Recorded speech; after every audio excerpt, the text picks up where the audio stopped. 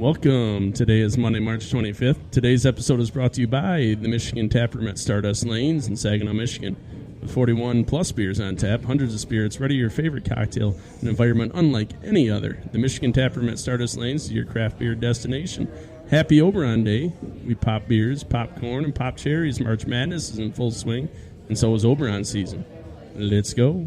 3, 2, 1. This is the Matt and Muse Show with Matt Hensler and Adam Musinski. The Eagle has landed.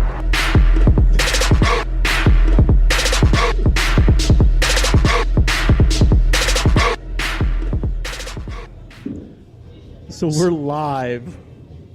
At Stardust, our first on-site broadcast. And our good friend and one-time guest. Enemy of the show. Now he is. He's like, don't invite me. I'm here. I don't want to watch your show. Being a very not cool friend and supporter. So I accidentally invited him because I was like, whatever. I don't care. He's giving us lots of frowny faces on Facebook. So, Justin, you're no longer invited ever again. Welcome. Welcome all. This is exciting. This is a monumentous occasion for us. I'm a little excited, a little nervous. This is our first on-site broadcast, and this is fun. It's exciting. I don't know how to feel right now. You know, like Talladega Nights, Ricky Bobby doesn't know what to do with his hands? Yeah. It's kind of how I feel. I'm really jittery and jumpy. Jittery and jumpy. Yes. Hey. Yes. I'm all the J adjectives. That's not a bad thing. You can be excited, right? True. Very true.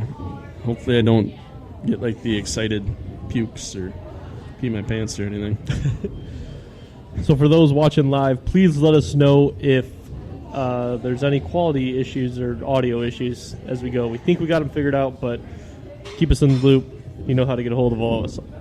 And this is new for us, as we said. So, as we said in the introduction, today we are celebrating one of the most exciting beer holidays in Michigan, Oberon Day. Today is the day Bell's Oberon is launched. What are you tapping your microphone for? Speak into the microphone. Sorry.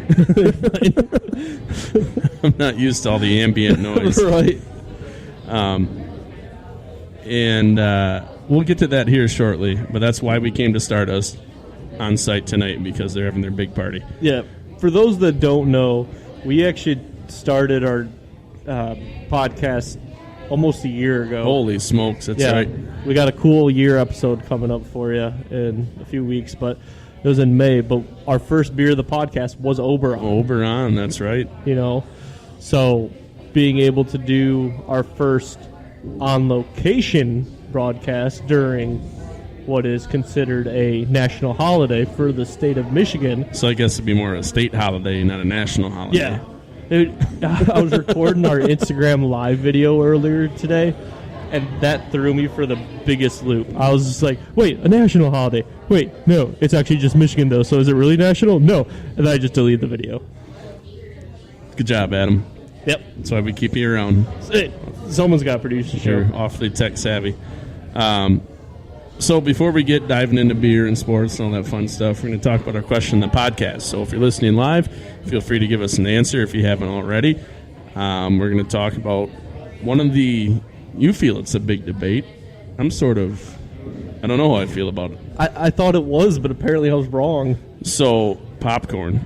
Microwave or stovetop popcorn? And I think it's a good question. Good job.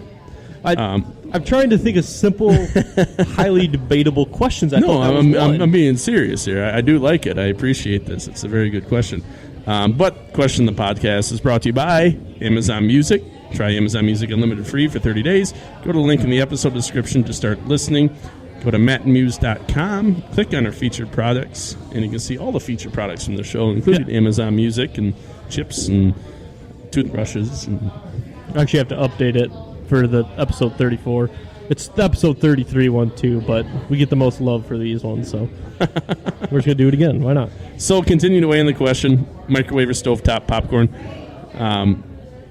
we'll give you our answers we'll later in the show. I'll dive into it because I guess what I thought was going to happen didn't happen. I thought we were going to have a Pepsi-Coke debate, but nothing came to fruition.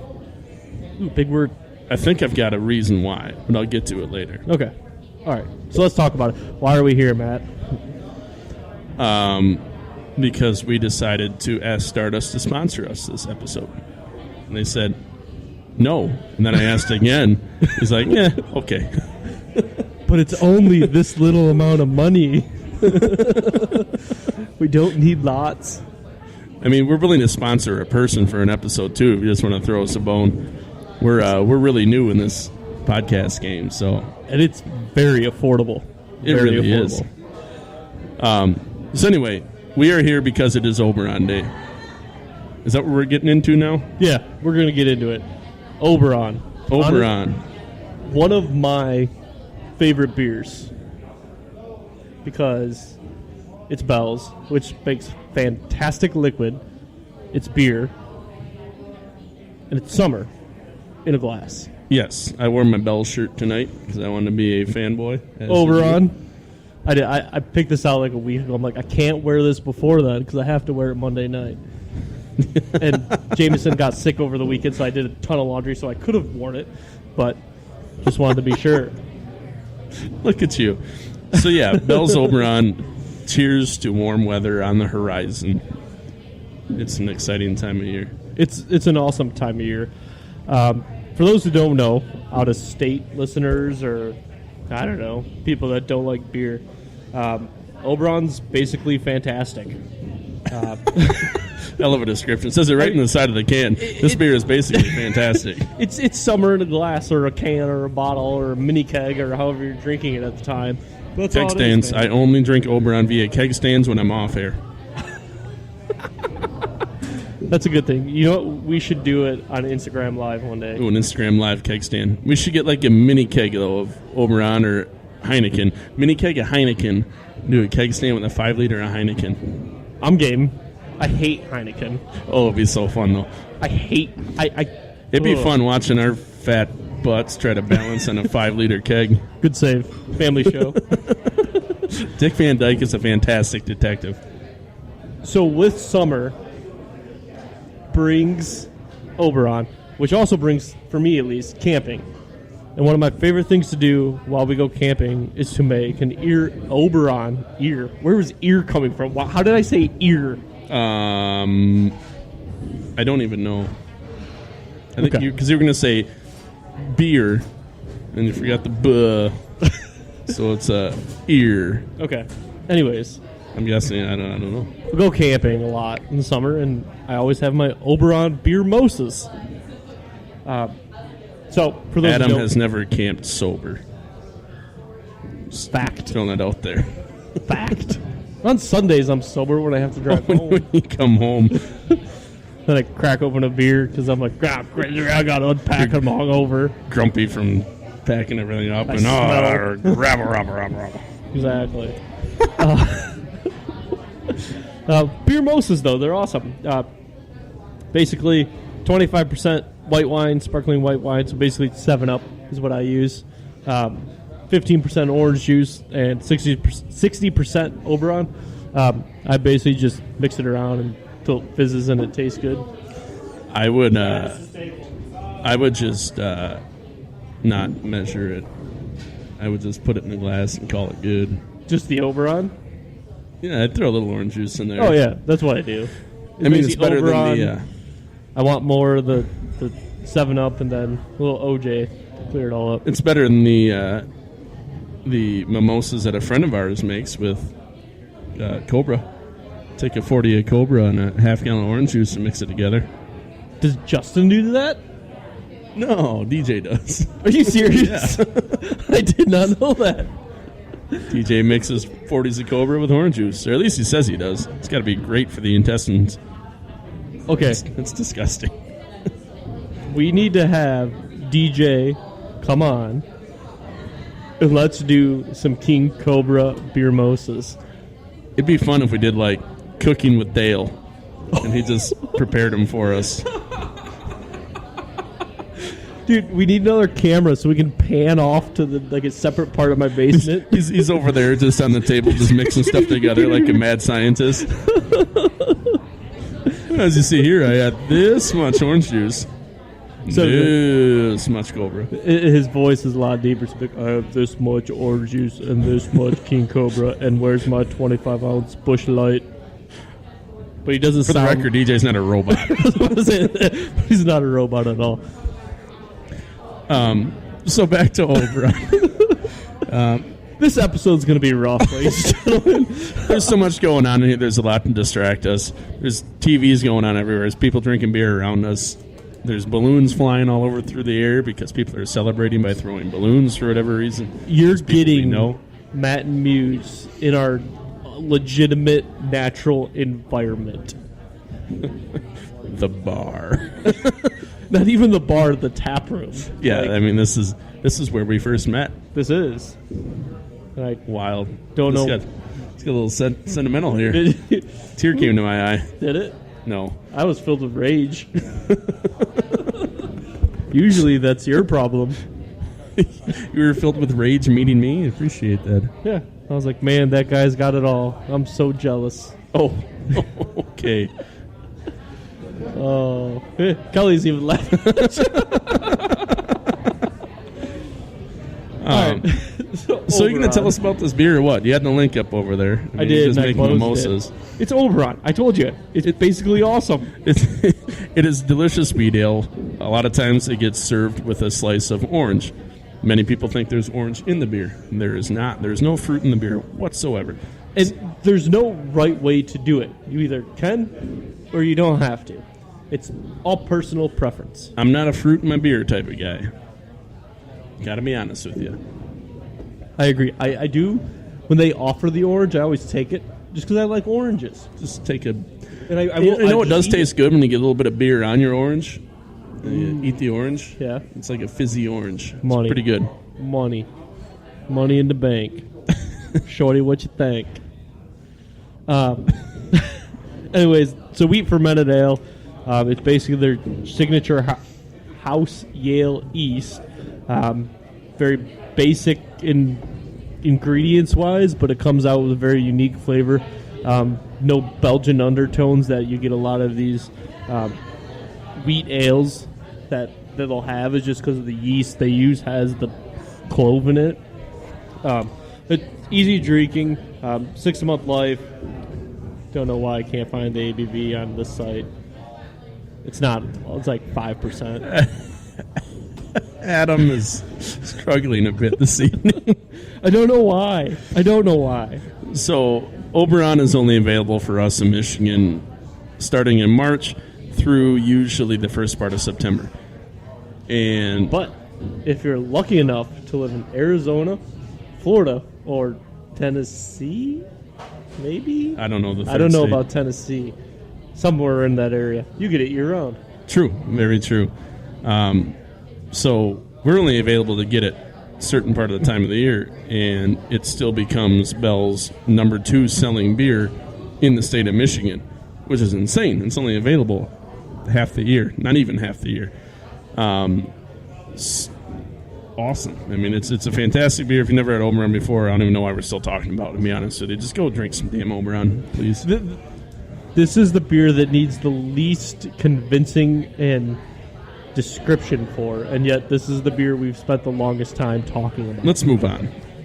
All right, so this is a seasonal beer, as we talked about. Yep. One thing we sort of want to talk about today is seasonal beers and seasonality, et cetera, et cetera. So, what is your opinion of seasonal beers? Love or hate?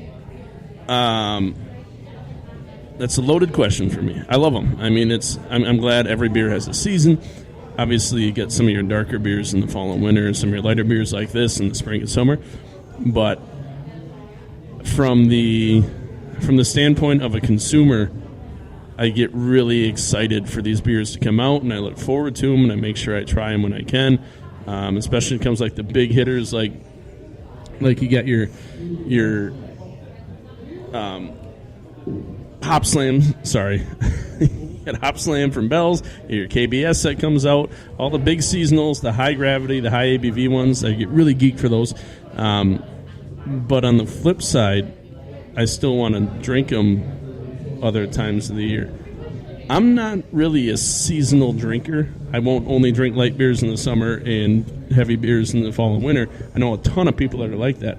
I'm not. I will drink a stout all year long, no matter how hot or cold out it is, so just whatever I'm in the mood for at that time. So I get excited for them, but I always want them. I would love to drink an Oberon in December, a fresh Oberon in December. Yeah, right. Me too. I mean, that's my standpoint. I think it's great, good idea. You get people geeked about your brand, but you always leave them wanting more, and that's smart business. But I want it, like now. Give it to me now. You're such a millennial. You want it, and you want it now. You need it's my money, and I need it now. You need instant gratification. No, I'm kind of the same way though. Like, I respect the seasonal beers just because that's the only time frame I can get it, and the specialty release beers. So when they're available, I'm going to drink them. But I'm the same way as you though. I'm not just going to drink a stout or a porter when it's cold out. If I feel like a stout or a porter when it's 89 degrees and 100% humidity, I'm going to drink it. I mean, that's what it is. But that's the cool thing about seasonal beers, because I think a lot of these breweries are now starting to think of, okay, like I know Roke just did this, is there's so many Christmas ales and Scotch ales that come out in December. Let's come out with a Goza.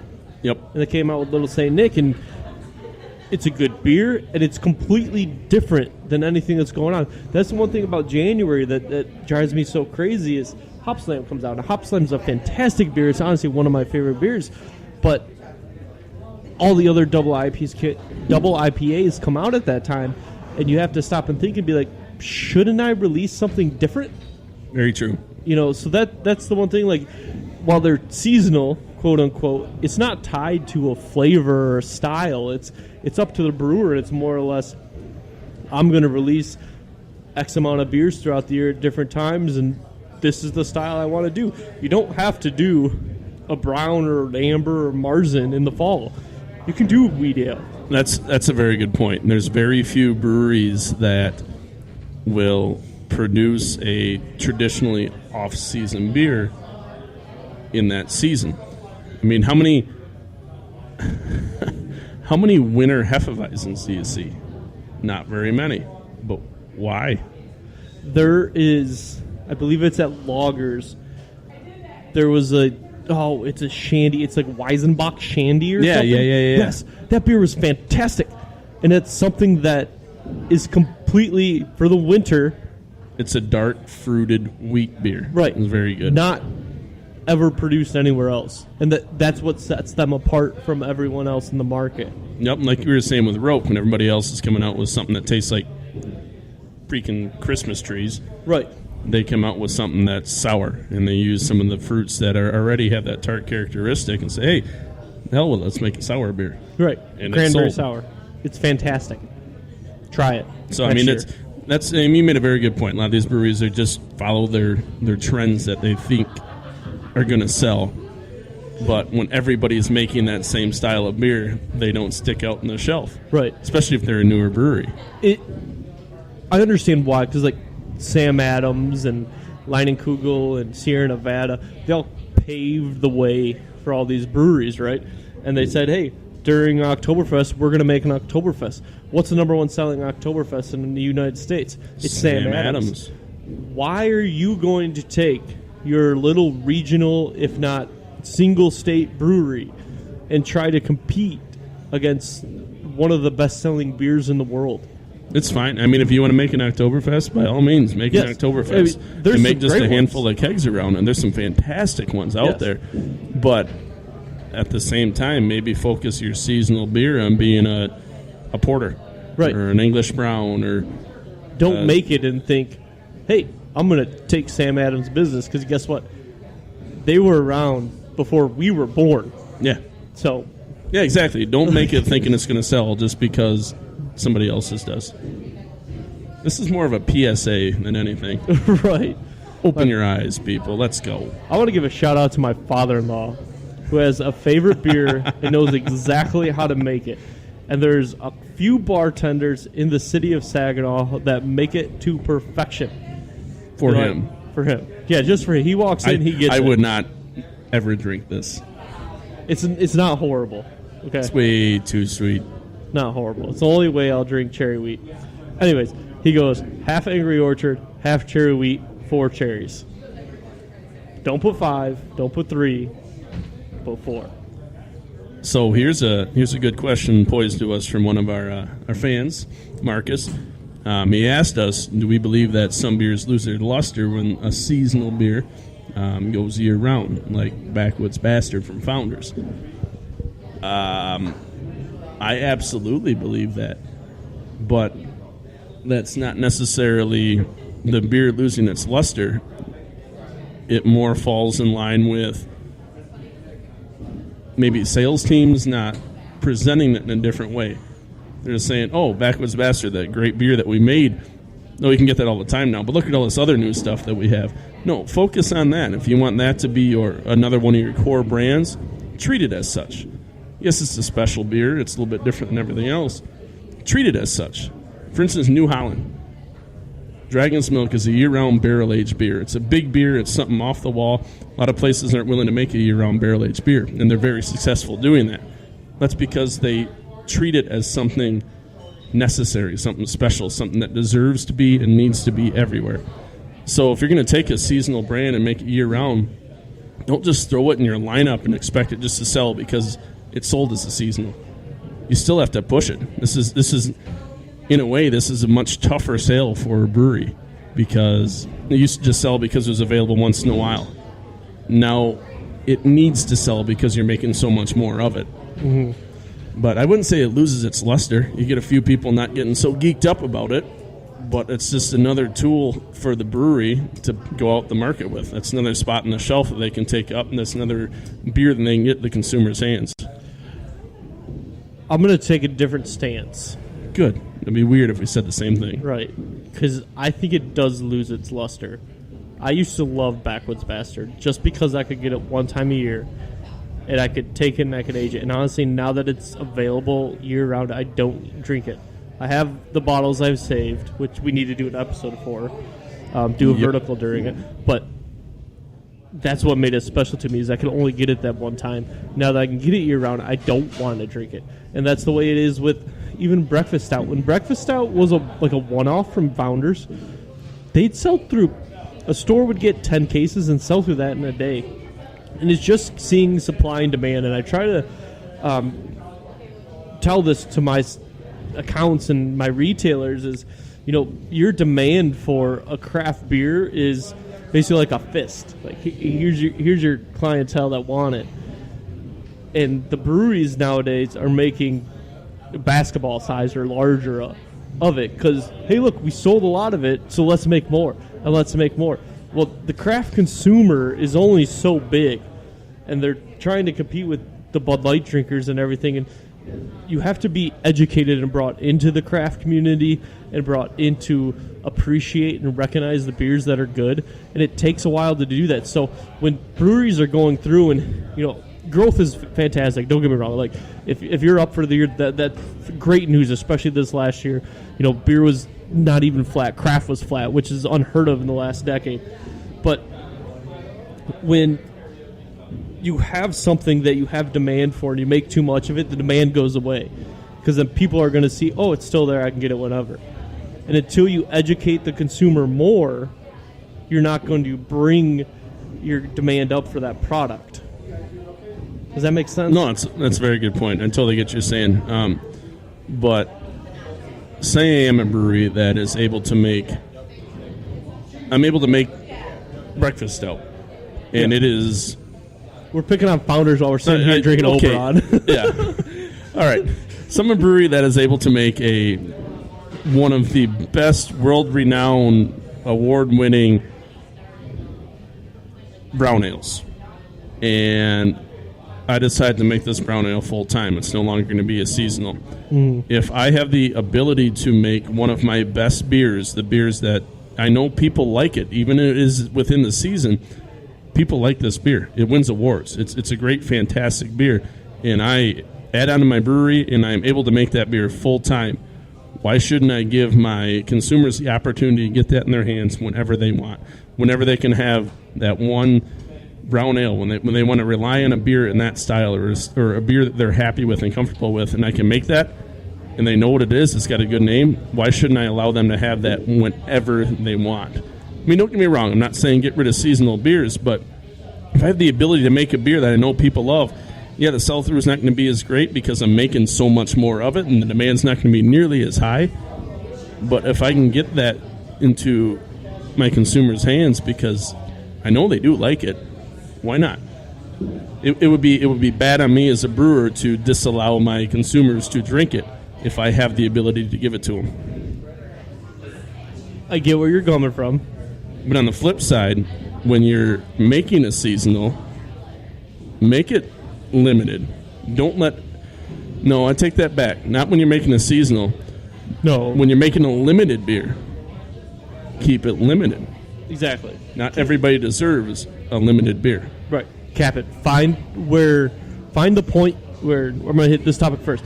Find the point where all your consumers are being met. You're having zero beer on the shelf within, say, 2 weeks.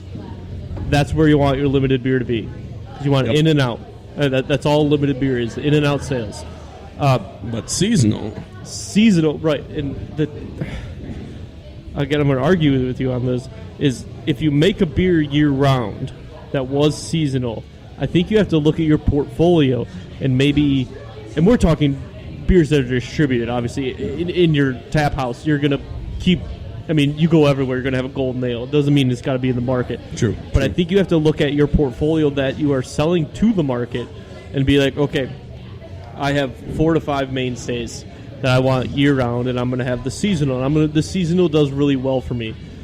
It's not going to happen in Michigan. Let's just take Oberon, for example. So you have Two Hearted, you have Official, you have Kazoo, you have Porter, and you have Oarsman. And you got Oberon. Okay. I want to bring Oberon on full time. Is that a good idea? Yeah, maybe initially you get some sales. But I believe, and I'm in the mindset of, maybe you should get rid of the slowest moving of those other ones then. Because if you can come in and say, hey, I got these 6 products that move, or 5 that move in one, man, not really. Retailers are going to cut that one because shelf space is only so limited. True. And I think that's something that people are starting to run into is, you go in and pitch your brewery and pitch your beers and say, hey, here's my portfolio, here's my mainstays, here's my seasonals, here are my specialties. And they're going to say, okay, seasonal, specialty, give me 3 mainstays. See you later. True. Good point. Very good point. Well, wherever you stand in this, we are still drinking a seasonal beer. Exactly. And we are enjoying it. I'm glad we got to talk that out. And did it just... Seasonal beers are awesome. Cheers. Appreciate that, brother. You know what we did not play because I'm confused? Beer the podcast. This is what happens when we go live. I forget to play all the sounders. I was waiting for you to do it, but I want to point you out and screwing up. And No, you're good. You should have. I thought about it. So real quick, we were going to have somebody on tonight to interview, but since we're going live for the first time, we decided to just keep things simple, the two of us. So we're replacing that with something I'm much more excited about and talk a little bit about baseball real quick. But before that, today's episode is brought to you by the Michigan Tap Room at Stardust Lanes with 41 beers on tap, hundreds of spirits ready for your favorite cocktail, and an environment unlike any other. The Michigan Tap Room at Stardust Lanes is your craft beer destination. All right. So baseball is back. By the time this show airs for our downloads and followers that way, we will be 1 day away from opening day of baseball season, and I'm excited. So there's been a lot of controversy, a lot of it behind the scenes, but a lot of controversy nonetheless about the baseball season already open, and Oakland and Seattle played each other in Japan. There's a lot of people not necessarily happy with this because they say, well, baseball, MLB, that should open up in America, you know? Well, why? I mean, I understand it's America's pastime and it's our sport, but why? I mean, it is the national sport of Japan as well. So, what is wrong with opening there? On top of that, Ichiro played his last 2 games of his professional career. Should win Hall of Famer. I mean, that's a whole other conversation we could have. And he got a standing ovation from a crowd from his home country, and it was a very special situation for him. One of the greatest baseball players in the history of the MLB and Japanese professional baseball. It's okay to open in Japan. We're still going to have an opening day here in the U.S. They went and played 2 games over there and came back and went back to spring training again. It was cool. It's something different. It's something to bring American professional sports to a worldwide scale and taking it to them instead of just showing it to them on TV. Can I ask you a question? Before Yes. the game aired, did you know it was going on? Oh, absolutely. Okay. What the MLB needs to do better, and this is coming from a not as in-depth baseball fan as you are, is market that game to the broader audience. Because I had no idea till you texted me that morning. Ooh. Job opening. Drop a plate. So here's the problem, though. Japan is 14 hours behind us. Yeah, something like that. Yeah. Anyway, so it started at like 5 a.m. Eastern time. That's when they started playing it on TV here in the U.S. I mean, it handcuffs us. It's very different. It's not a huge audience that's going to watch it in the U.S., but that's not the point. You are bringing. I mean, it was 2 West Coast teams to begin with. It was within the division, and you're bringing the game to a greater audience internationally. And on top of that, and I think the biggest part is you were able to, both the league and these 2 teams were able to help immortalize a great player. They had 160 other games in this season. Those 2 games, in truth, don't matter that much. The next 3 times they play each other, things are going to change, and it doesn't matter. It really doesn't matter. So why not play in Japan? No, I'm all for it. Like, I think it's cool. You get an international audience and everything. But I think like the NFL does, and I think this is a concept that the MLB should look at, is why not market these games to a weekend where wake up to baseball and beer mimosas and like the NFL does in London. Like, that'd be such a great idea, and they just, at least from my perspective, it just went under the radar. Good point. On top of that, why don't they do it more? Exactly. Make it a series, or like a series throughout the year. Be like, hey, we're gonna do every 30 games or something. 2 teams are gonna go over and play a series in Japan, in London, in Germany, wherever, Australia, for all I care. That'd be cool. I mean, the difficult part that though is you've got sometimes 4 to 5 games a week in the MLB because you have to fit 162 games and do a handful of months. So if you go play games over in Germany, your jet lag is going to be so bad when you come back that's going to affect you for your next series you're playing at home. It's not like you have an entire week off between games. Well, no, I know. But, I mean, if you stay within a few time zones, I mean, if you go to Mexico, why can't they go play Mexico City? I mean, Mexico is a huge sport, Mexico's a huge country for baseball to begin with, and so are a lot of other South American and Middle American countries. Why not utilize them? I mean, that'd be awesome. Yeah. I think it's something they can expand on. It's definitely, what they're doing is a step in the right direction. I just think they have some details to iron out, and they have some details that they can learn from other sports, which the MLB has never been good at. But I think they need to take a hard look in the mirror and be like, why is the NBA so successful? Why is the NFL so successful? And why is the NHL and the MLB under them? True. But, I mean, another thing, sort of like I said before, baseball is also the national sport of Japan. And this game was, I mean, it was more for them than us. Right. It really was. But Well, especially with Ichiro and everything. I get which that. is awesome. I mean, it was. I think they should keep doing it every year. I think so too. Do an opening series overseas every year. Make it something. Make it an event. That's what the NFL is every week. And NFL is an event. The college football is an event. MLB doesn't have too many of those because they're playing 6 of the 7 days.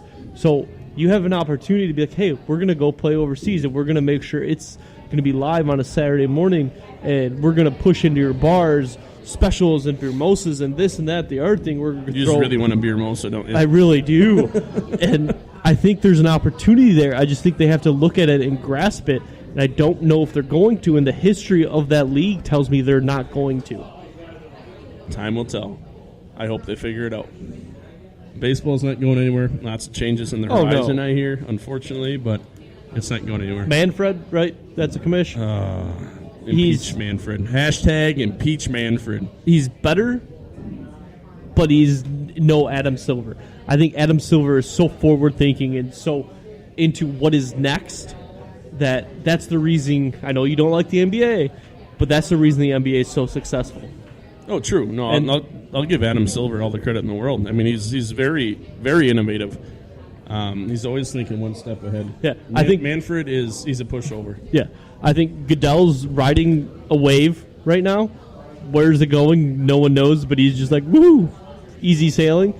And I think Bettman just everyone understands Bettman just needs to leave.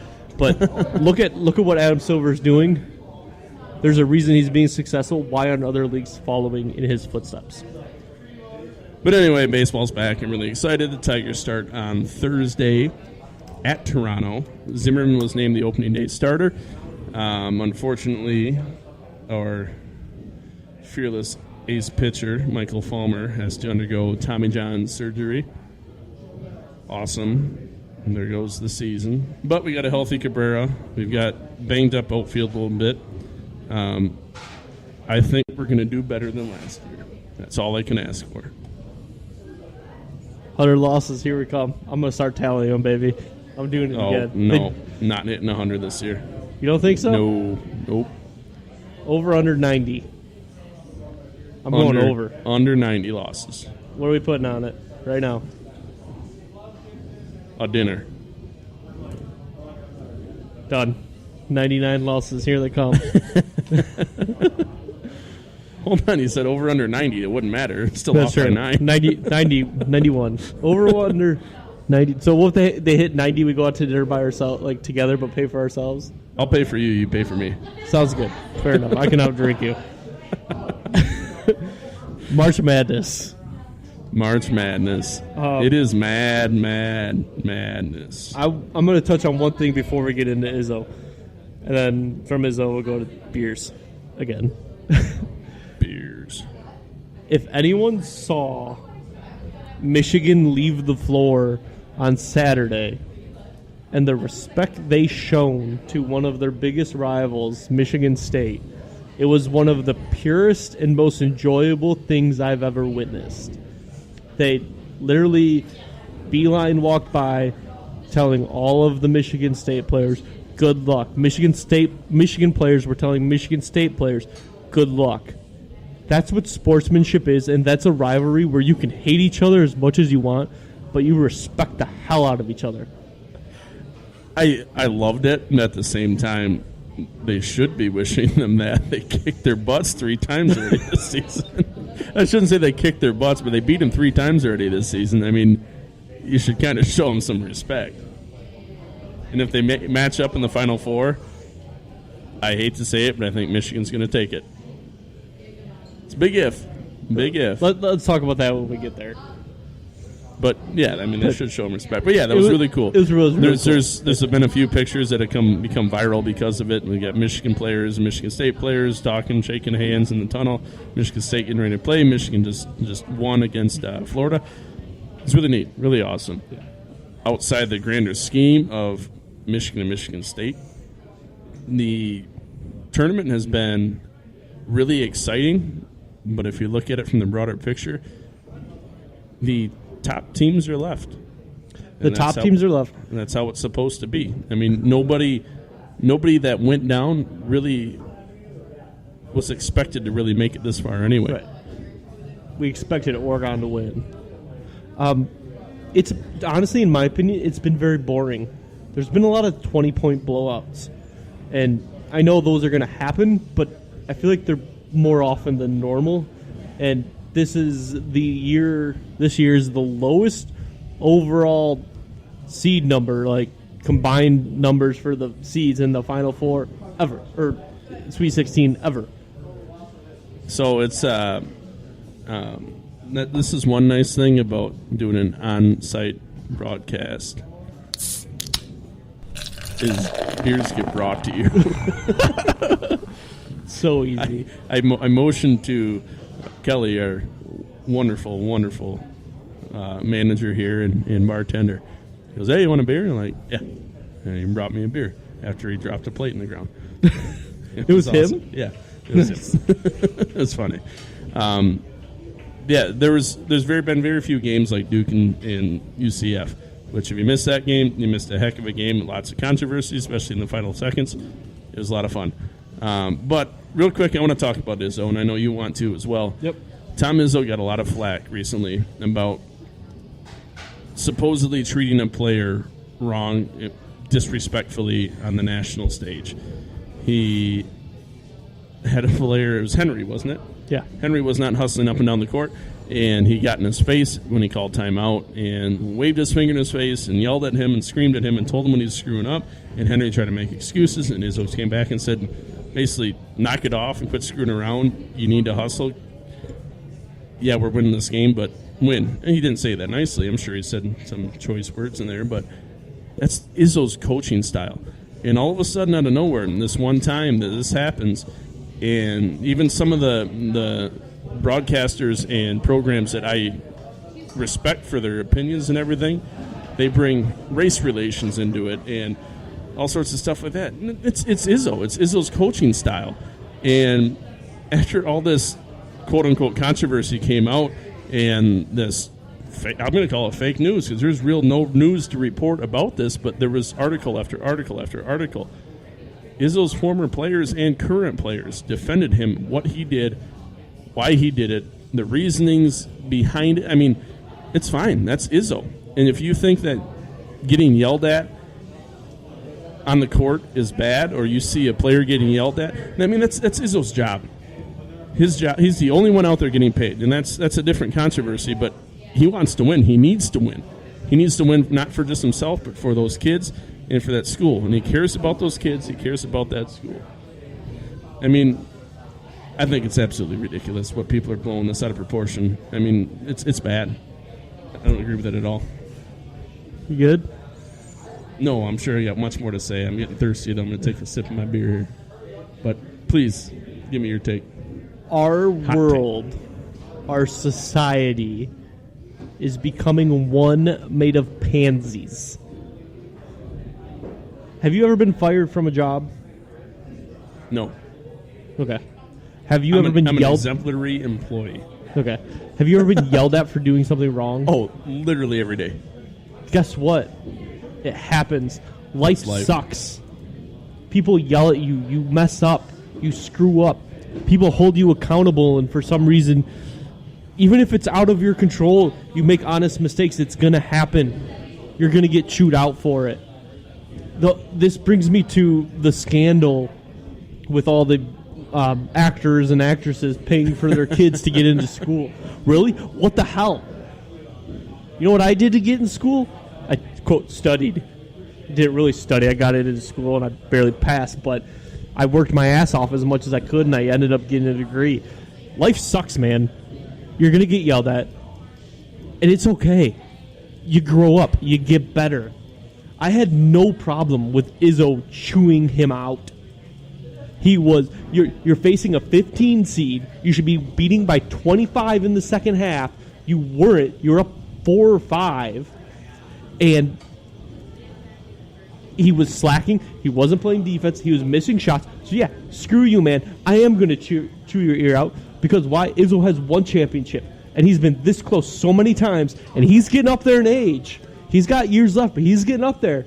His teams are only getting so good. But there's a reason why Draymond Green, who comes in as like a 2-star recruit, puts him through the gauntlet for 4 years, and all of a sudden he's making $80 million freaking dollars. It's because he teaches them tough love. And you know what? Tough love wins, man. Stop giving your kids everything. Stop pushing, or keep pushing people around.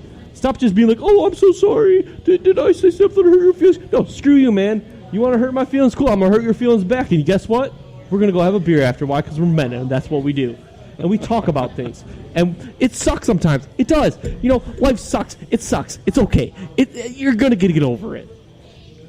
But just stop being a pansy. I agree. So I coached for a long time. This is my first time in about a decade where I'm not coaching.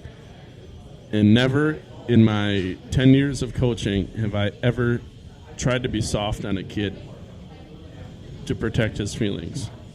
That's not how you win. Good coaches don't ask them what to do. Good coaches tell their players what to do. We're getting lots of criticism tonight. You have to do a job. When you're a player on a team, you have a specific job you need to do. If you don't do that job, the entire team suffers. Do your job or go the hell home. No matter the sport. No matter what. No matter the sport. I don't know. Adam's all fired up. This is great. No, seriously. Dude, grow the hell up, man. Life sucks. Get a helmet. You're going to get yelled at. You're going to get fired. You're going to get kicked in the dirt. Get a helmet? You're going to get a helmet. And guess what? You're okay with it. Why? Because you're a man. You're going to go cry to your mama? No, you're not. Because it's okay. For those of you just listening, Adam hit me in the head. That's true. I forgot that we radio and don't see everything. This is seriously what it is. But seriously, just grow up, man. Everything's so pushy. Oh, I'm sorry. Did I offend you? Yeah, guess what? Who gives a shit? It happens. People get offended. You grow up, you get over it. You realize, in the grand scheme of things, does that one little comment really matter? No. If what I'm telling you right now is offending you, stop listening. I don't even care. Seriously. I was fired up thinking about this conversation that we were about to have, and I cooled down a little bit. I'm like, okay, whatever, no big deal.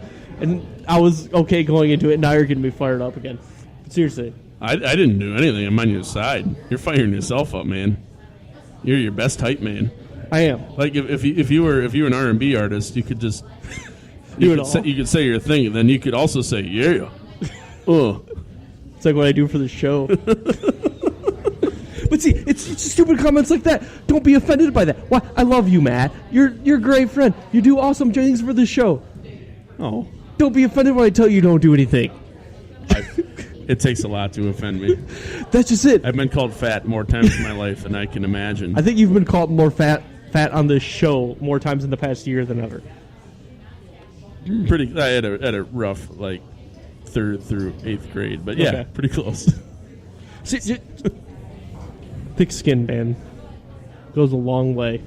So speaking of thick skin, I gotta say real quick. We went and watched a movie on Saturday. Adam and I had a mandate. Our friend Casey came with us, so it wasn't just weird. There was 3 of us. We watched a Russian 5 movie. And if you don't know about the Russian 5, the Detroit Red Wings from the late 80s to the early 90s, fantastic story about how they got them over. Read the book, go see the movie. I'm not going to ruin everything for you. But when it came to the end and some hold on.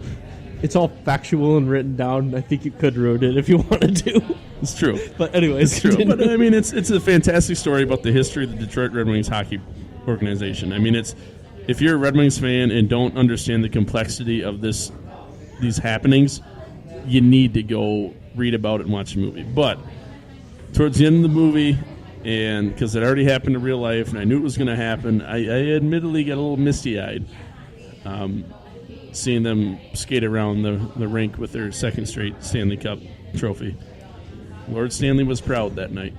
I'm glad I'm not the only one. just a little bit. Because I knew 20 minutes earlier, I'm like, oh, my God, I know exactly what's going to happen. I've seen it already a million times, and every time I see it, I want to tear up.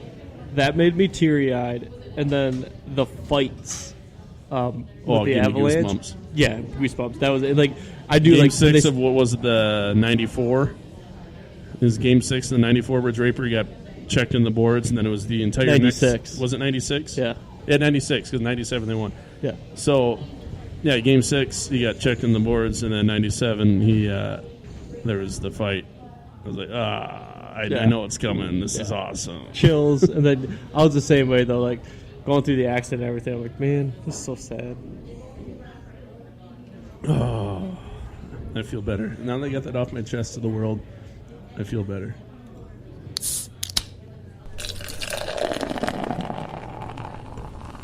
All right, let's wrap this baby up.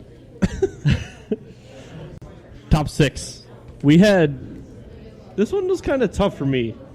I'm still deciding none of you. Okay, cool. I couldn't. There's so many good ones. Seasonal-ish beers.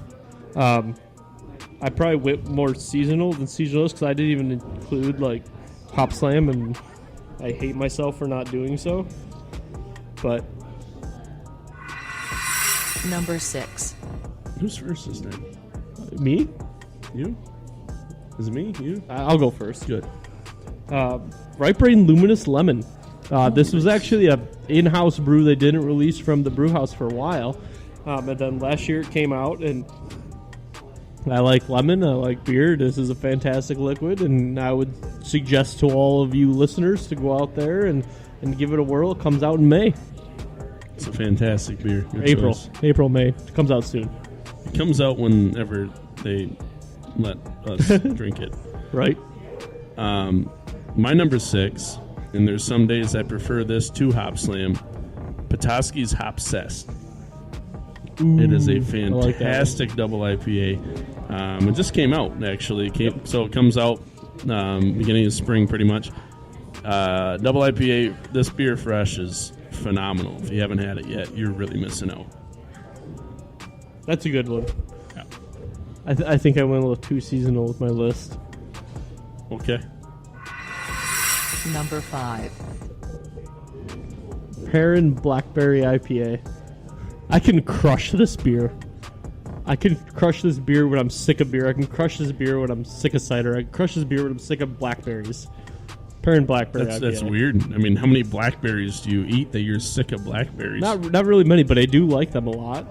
And I just love the beer. I'm sorry. My fridge still has some. My number 5, I cannot get enough of this beer, and I can't figure out why.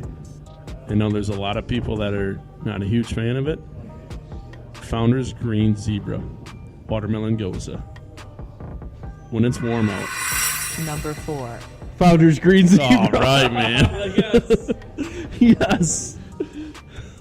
All right. When it's warm out, man, there's nothing like Crushable. Crushable. It's the best. A little watermelon sea salt. And I'm not a watermelon fan, but in the Goza style, I can crush it. And I'm the same way. I love it. I love it. So my great-grandparents, specifically my great-grandpa, when he was still alive, he would put salt on his watermelon. My grandpa still does sometimes, too. And I had never tried that before. It's a completely different way to eat watermelon. Oh, yeah. If you have never had it that way, you're missing out. Go try it. Let's hold on. That was your number 3, so now I'm a number 3? No. That was my number 4. Oh, that was your number 4. Now I'm a number 4. Yeah, okay. You're number 4. So I prefer this one much more to your counterpart. And it's funny that Lauren just said that on Facebook Live. Perrin Grapefruit IPA. It is out right now. I drank the heck out of it. There's a couple of years ago. I wasn't a fan. I'm a huge fan of the recipe right now. It's incredible. It's not overly resiny. It's got a great malt characteristic to it, but it's not overly bitter. It's refreshing, insanely refreshing. Drink tons of them on boats. Lauren mentioned that because we were at a wedding last year. I forgot about this. Yeah, and the guy was like bartender, like drinking rum or whiskey and cokes or something, and he's like, "Hey, we got a Perrin Grapefruit IPA." I'm like, "Oh, no way! I love that beer." I'm like, "Oh, give me one of those." And one turned into about 37, and one of the worst hangovers of my entire life. And I still like it, but it's not the same anymore. when you feel that bad, like we went to the bar and a couple of breweries, I couldn't even get out of the car. I couldn't walk. I was that hungover, And it was just like, yeah, nope. Yeah, and even to this day, like, I'll drink a couple, but can't do it like I used to, my friend. Can't do it like I used to. Number 3. So we talked about Oktoberfest and specialty Oktoberfest and microbrewery Oktoberfest earlier this episode. So I'm gonna hit on that one. I'm gonna say Rochester Mills Oktoberfest. I've been wishy-washy, I'm not gonna lie to you, with Rochester Mills beers here and there, depending on the brew and everything. And this one, the second they brewed it and I tried it for the first time, I loved it, and I still love it to this day. They knocked that recipe out of the park. That is their best beer by far, in my opinion. But Rochester Mills O Fest, if you haven't had it, go try it in October when it comes out. So they had 3 years in my short list, and that was one of them. And Warrior and Gypsy Goddess are both one of them on my short list too, but they didn't make the cut. All fantastic beers, don't get me wrong. Yes. Did not make the cut. So this one is an easy one because I'm drinking it this evening. Bell's Oberon is my number 3 favorite seasonal. Number 2. My number 2, man. We did not plan this. No. So I love Oberon because I'm a baseball fan. It means signs of warm weather. And I'll usually drink a handful of Oberons right at the beginning of the season, a handful right at the end, and that's it. Not a whole lot in between, so I find other stuff. Love Oberon. I'm the same way. Like, for the next couple of weeks, that's all I'm going to drink because I love it so much. And then drinking on vacations here and there. And then come in August again, though, towards the end, getting into Labor Day, it's like, oh, yep, let's go. One more time. One more kick of Oberon before it's gone. So this is when the list got tricky for me because there's a ton of beers I want to include that were it's tough because they were seasonals at one time and they either don't make that beer anymore. Like, I used to love Tasmanian Hatter. That's New on my Holland. list. But they changed it. It's now Taz IPA, which is good, but it's not the same for me. Then there's it's tough. And then there was another one that I was going to put on my list was Passion Blaster. Brand new last year was a seasonal, but now it's year round. Right. So you could still put it seasonal-ish. The ish is good. So my number 2, which might strike a little controversy because it's never quite the same, Sierra Nevada's Oktoberfest. That was number 7 for me. Sierra Nevada, if you don't know, every single year they partner up with the German brewery and make a true to style Oktoberfest here in the States. And it is always fantastic. It's almost always a different brewery. It could be wrong, but I don't think they've repeated breweries yet. No. And it is incredible. It's always incredible, and I love it. So if you ever get a chance, come to August, September, October, Sierra Nevada's Oktoberfest. If you want a good American Oktoberfest, good German Oktoberfest made in America, nothing gets better than that. Number 1. I'm going to go completely the opposite direction of what we've been doing. I'm going to go with a cider.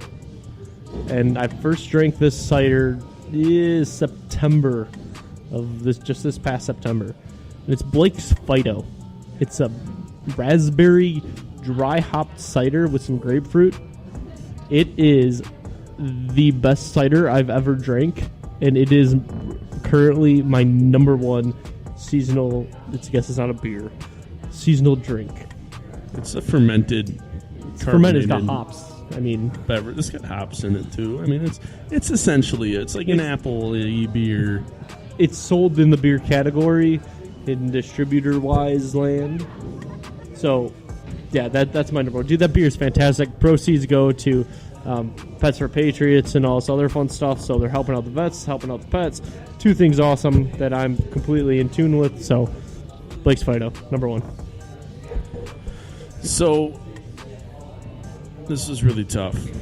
Really, really, really tough for me because I didn't know what we were going to consider seasonal or seasonal-ish. I don't...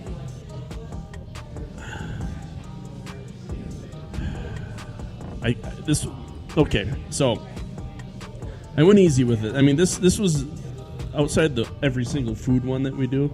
Right. This was the hardest decision for me because there's one beer and one beer only I've ever had that I do not like. I'm not going to throw this brewery under the bus because I know they made it more than once. And I'm going to go simple here. I'm going to go easy here. And it's mainly because it comes out right around my birthday every single year. Bell's Hopsland. Because when it comes out, I drink a ton of it. And then I'll get a 6-pack of it and drink that. And then I'll probably, if I can find a 5-liter keg of it and drink that. But it's always like a birthday present for me. That's awesome. This list was so hard, man. It was so hard. There's a million things I want to throw in there. I kept making my list, and it just kept going and going and going. And I finally was like, I just got to go for it and see what happens. And I did. I mean, I didn't even take into consideration any of the European breweries. I honestly I didn't even take into consideration a lot of specialty releases. I just went mostly seasonal. But I went seasonal-ish because Oktoberfest is only for like a month or two. We screwed this up. We should have. Let's have a whole episode. What was that? Episode about seasonal. Let's do it. All right, my friend. Podcast results. Question of the podcast. What you got? We are currently at 5 people prefer microwave. Yeah. And the resounding reason is it's a lot easier because you can just wait for the beeps. 16 people prefer stovetop because it tastes better. I thought this was going to be closer. I'm sad it wasn't.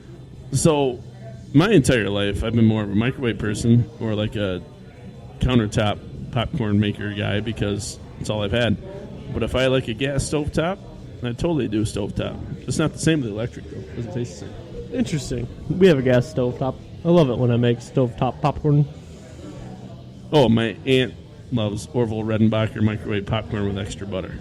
She sent me a message on Facebook today. Nice. Winner, chicken dinner. All right, so we want to say thank you to the Michigan Tap Room at Stardust Lanes with 41 beers on tap, hundreds of spirits ready for your favorite cocktail in an environment unlike any other. Michigan Tap Room in Saginaw at Stardust Lanes. It's your craft beer and fun destination. Subscribe, rate, and listen Apple Podcasts. Give us a review, and we'll read it on air.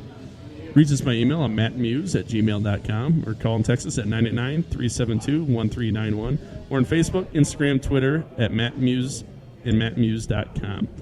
We'll be back on Monday. Adam really has to pee right now. See ya.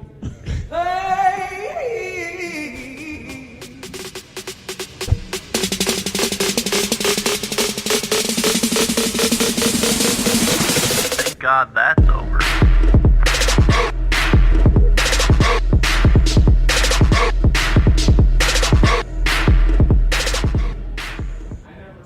I do really have to pee.